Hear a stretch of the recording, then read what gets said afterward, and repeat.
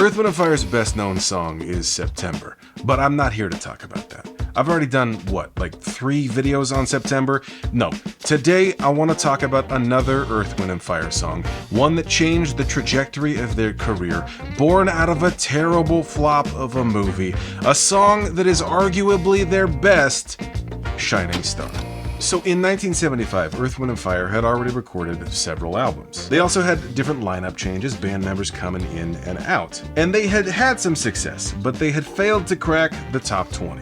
Earth, Wind & Fire has a sound that's, kind of hard to define. Like, is it funk? Is it soul? Is it R&B?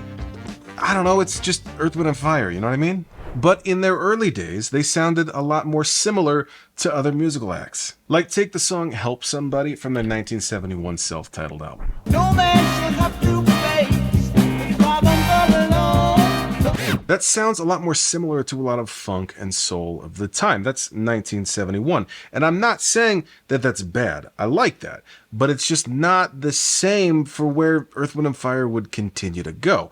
Like, it sounds very similar to me, more like Curtis Mayfield, like take the song Superfly from the soundtrack of the movie from 1972. Superfly.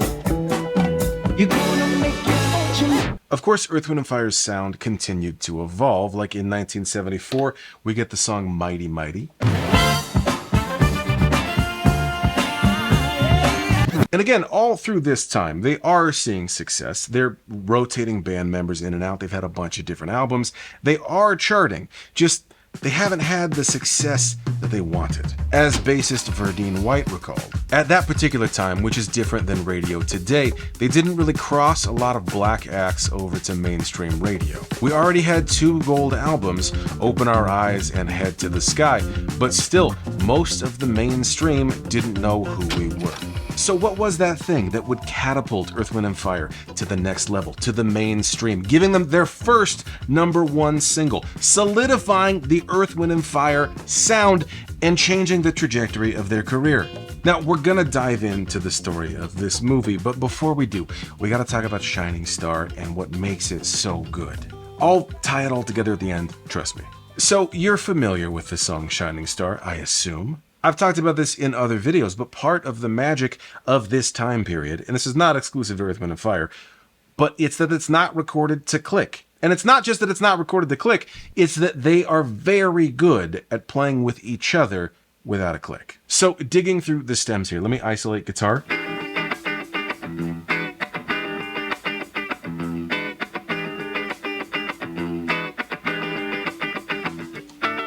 Do you hear that? In the background, you can hear the drum fill. That's crazy. That's either bleed from the headphones or bleed from the mic where the amp is for the guitar. Either way, they're playing with each other, not with a click. And I'm not universally anti-click. Like, it's fine. It's just a different thing. And if you're really good at playing without a click, playing with other musicians, it's just a totally different thing. Let's take a listen to these drums.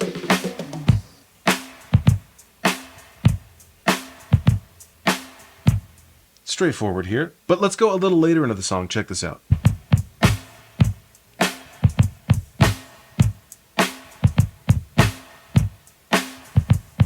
Do you feel how sloppy that is? I mean, it's not only not with click, it's not necessarily with itself 100% of the time, but that's where the feel comes in. Let's add horns on top of that.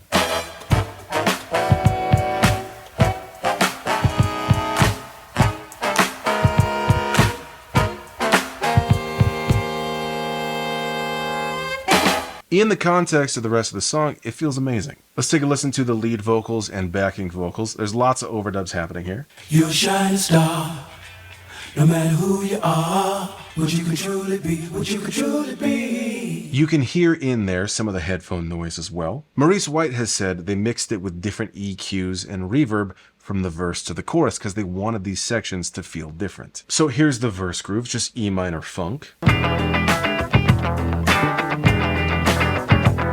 But the chorus has some more chords happening. Check us out. And for the bass, I mean, I'm a bass player, and Verdine White is a legend. in order to talk about it, I gotta get the bass out. So let's talk about that E minor funk groove on the verse. Verdine has said that this was recorded overdubbed. We saw a lot of overdubs with the vocals, with the drums, with the guitars. We didn't even get to the keys, but on the bass, it's overdubbed as well. So presumably what he meant by that is that this is one part.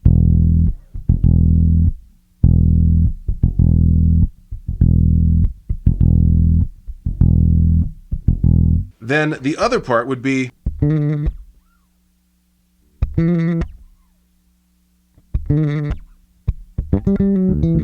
put them together and you get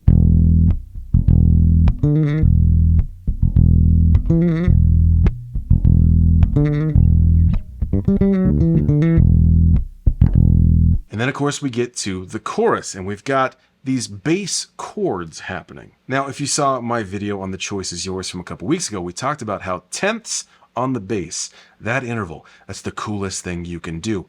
And that's exactly what Verdine's doing. We basically go A, up to D, G, to C, slide it down a half step, back to A.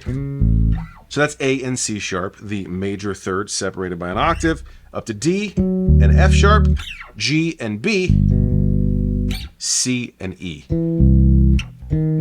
Either down a half step, he also varies it and goes up a half step.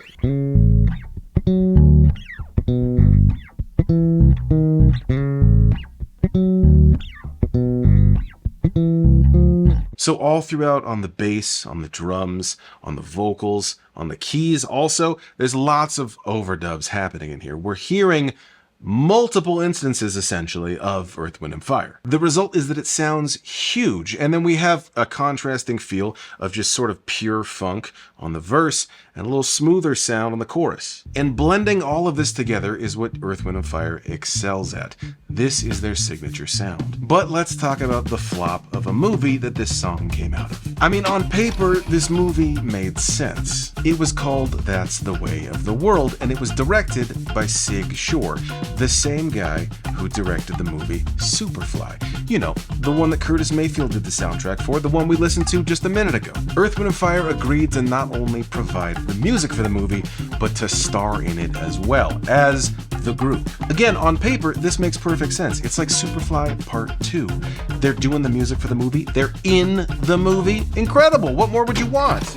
But this is not a good movie, and I say this as someone who recently sat through this entire movie. I was hoping for That Thing You Do, but with Earth, Wind & Fire, and what I got was, I don't know, From Justin to Kelly, but with less Earth, Wind & Fire than I wanted. I know that sounds harsh, but Earth, Wind & Fire agrees. They saw the movie before it came out, and they knew it was gonna tank. That's why they decided to release the soundtrack before the movie came out. Sorry, don't call it a soundtrack. I've been here for years. The Venn diagram of that joke, I don't know how big the overlap is there as far as Earth, Wind & Fire and LL Cool J fans who are gonna, whatever. If you got it, drop a comment. Anyway, the 1975 Earth, Wind & Fire album, That's the Way of the World, it was released before the movie and it was not labeled as a soundtrack, even though that's what it was. But by releasing it as an album and not a soundtrack, they were able to sort of release any negative connections there. And of course, when the movie came out, it did flop and then sort of disappeared into obscurity after that. But this album, it changed everything for Earth, Wind & Fire. Shining Star was their first #1 single. It propelled them into the mainstream. Not only that, it solidified their signature sound. This album also has the song That's the Way of the World and Reasons. Give me a break, come on! In the years after, that's when we get songs like Sing a Song, Getaway, Fantasy, Can't Hide Love, and yes, September. But this would not be the last time that Earth, Wind & Fire was involved in a terrible flop of a movie and came out the other side with a hit. In 1978, there was a movie whose soundtrack was the very first return platinum album, meaning over 4 million copies were returned and destroyed. But in the process, Earth, Wind & Fire got a huge hit. They managed to record a cover of a Beatles song that's better than the original. It's an insane story, and it's all right here.